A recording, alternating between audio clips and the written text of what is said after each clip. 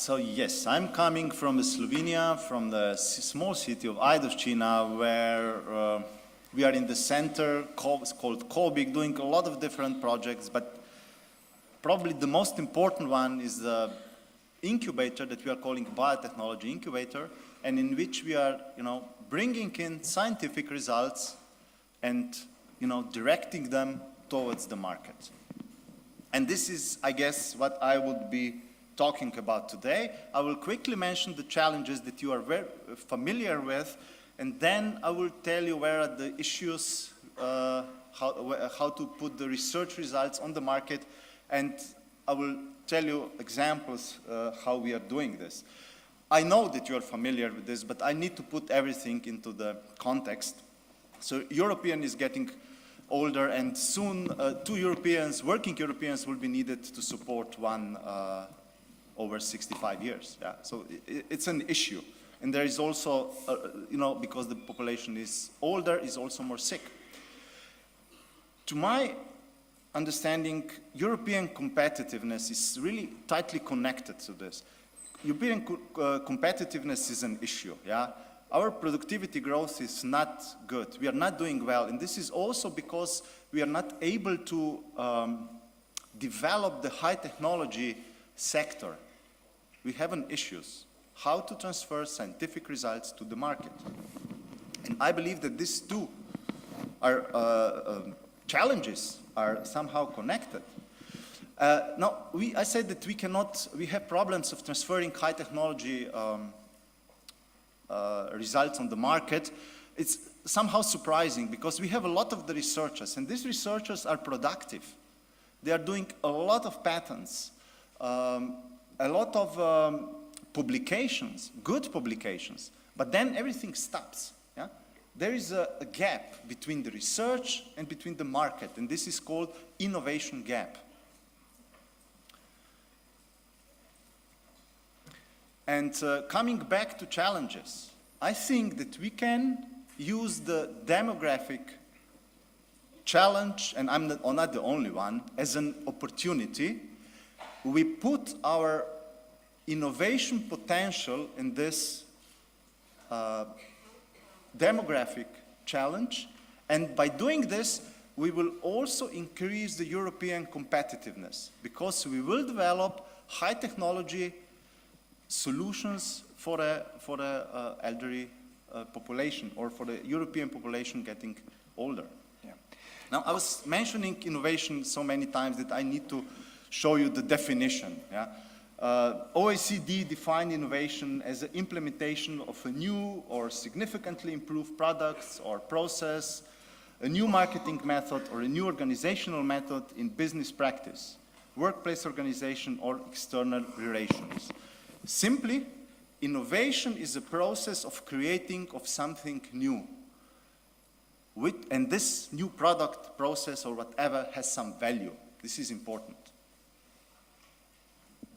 Innovation differs from invention. Invention is actually the result of the research.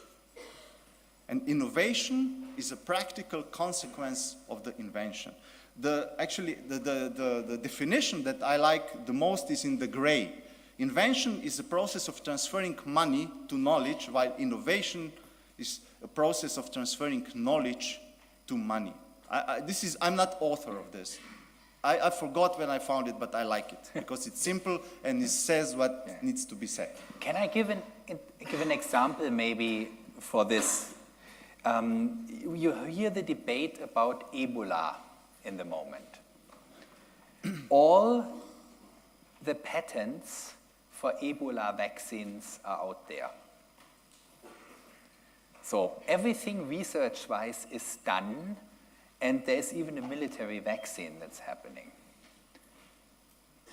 We cannot vaccinate people, though, and people die without any need because we didn't get the innovation done. The inventions are there, but nobody turned the inventions into a product.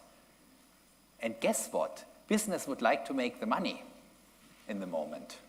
And it's absolutely ethical to do that, because nobody should be getting Ebola if we can prevent it. And this is, I think, a wonderful example for this innovation gap, where research and science is absolutely not the problem. But the translation of that science and research into tangible product that somebody can manufacture and that would be useful out there. And this is what you are talking about. Exactly. This is actually a very good example. I mean, I guess the issues here are regulatory and on the regulatory and the business side, you know, and because, you know, not many people is dying from Ebola. I know this is really not good to say, but this is the truth, because there is no market, product was not developed, but leave it. Characteristics of innovation. Innovation is something what is novel, is introduced into the market. So this is important. It needs to reach the market, and it needs to have an impact. Do you know Steve Blank? This is a famous United States entrepreneur, writer, professor. He's kind of the guru of the entrepreneurship. And he said that there are 4 levels of the innovation. The individual innovation is basically the system in the company or corporate culture where anybody can suggest an idea, a new project.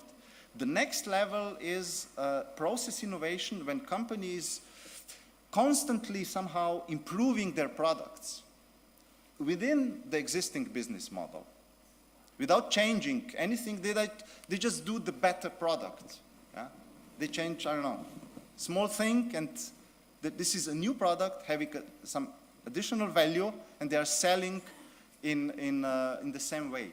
The continuous innovation is another step, which means that, for instance, the company that are producing drinks are now moving into the snack business. They're also selling snacks, and they can use the same selling chain as for the drinks. But it's innovation. They put a new product on the market.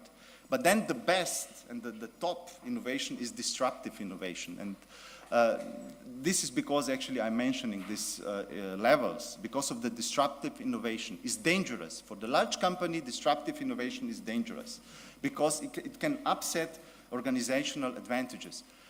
And that's why disruptive innovation is many times happening in the small companies, in the startup companies.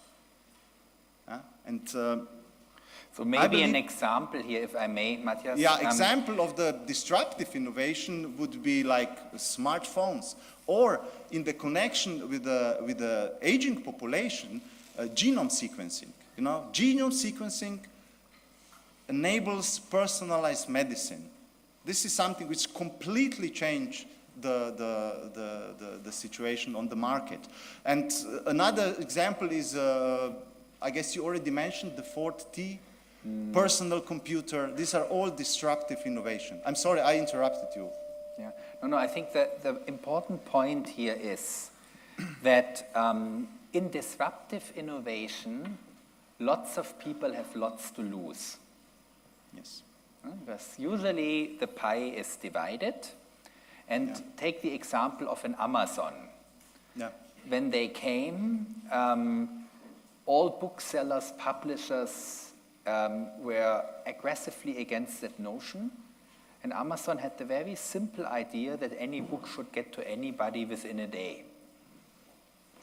15 years ago, impossible. You may not remember that, but it took 2 weeks until you got what you wanted, and you may have never gotten it.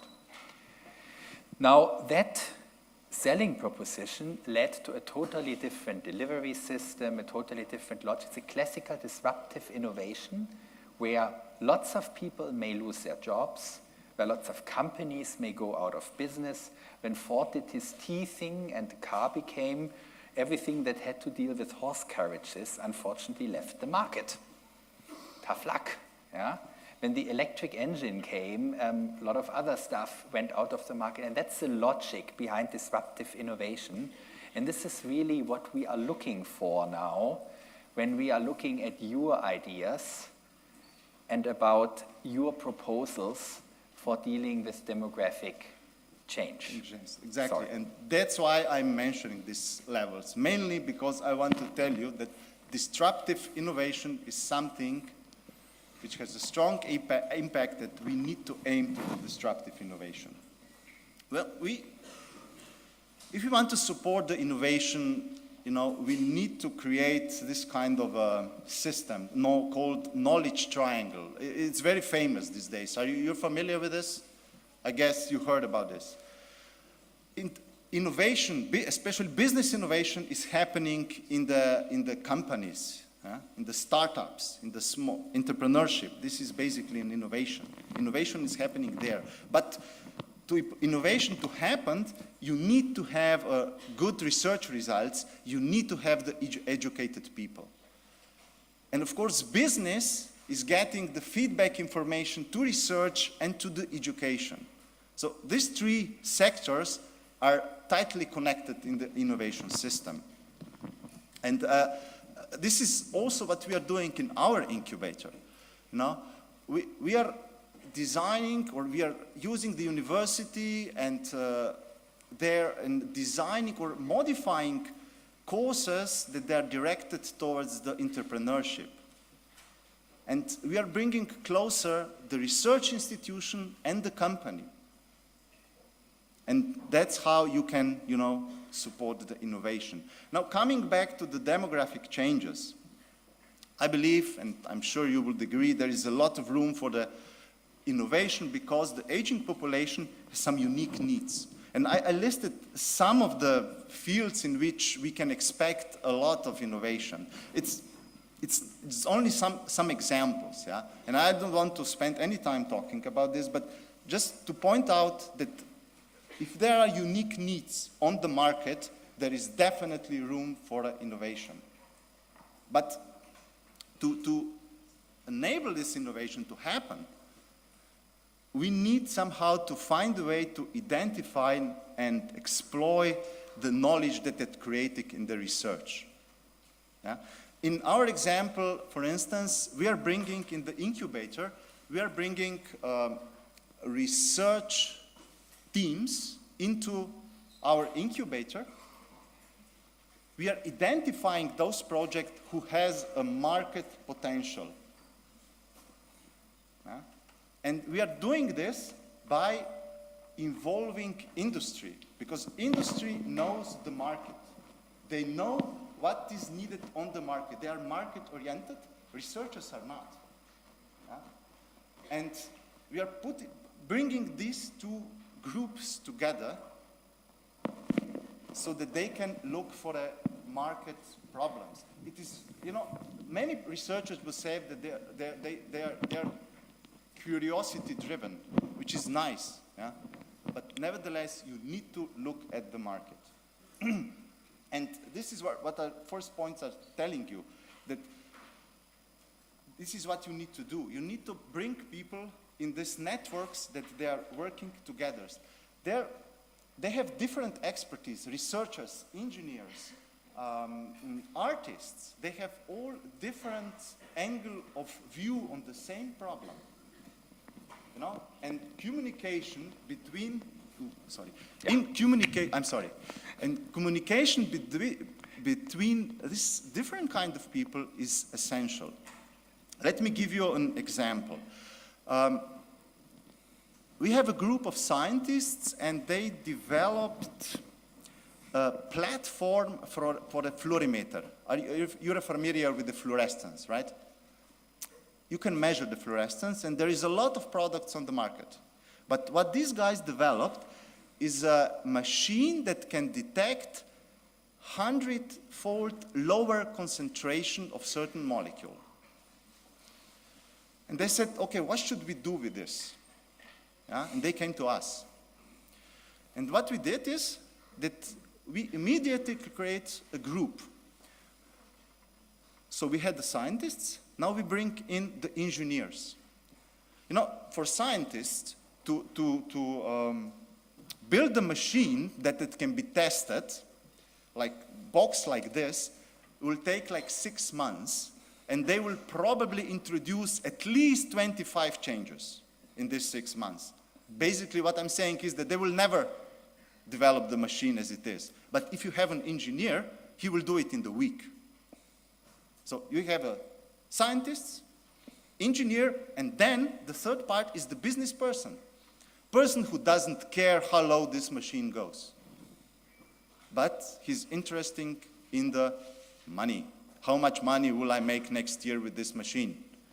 Who are my buyers? What is the market? What are the market segmentation? And so on. So, you know, and then of course, hopefully we will now bring in the artist or designer who will, you know, take care that this machine is actually looks very nice. And I'm not sure if you're familiar with the labs. In labs, we are using centrifuges, and centrifuges are old. But then, a couple of years ago, one centrifuge came on the market. It was small, it was nice, you know, like helmet-shaped. You can find this centrifuge, which is doing the same thing as any other centrifuge, 50 years old. It's almost in every lab. Yeah. Mm-hmm. Okay, so what I wanted to say is, you need a people with the different skills. I will hurry up. Good. Of course, you need to educate these people. You need to properly educate them. And you need to aim at disruptive innovation, because this will mean that you are really changing something. But to do all this, you need the investment. And not every kind of the investments is appropriate for a certain phase of innovation. You can have a public or the private one. And what we need to also to do is to somehow create the community in which engineers, scientists, business people, and investors will communicate all the time. So here are some innovation. Here are some fields that I believe that have a huge innovation potential, because I think that you are thinking about these days. These are just some examples of this. Yeah? Where I think that demographic changes can be used as an opportunity.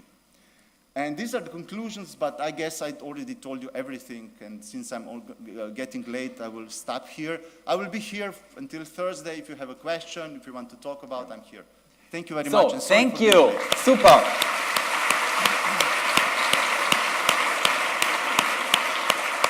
So I guess the key takeaway here is, it is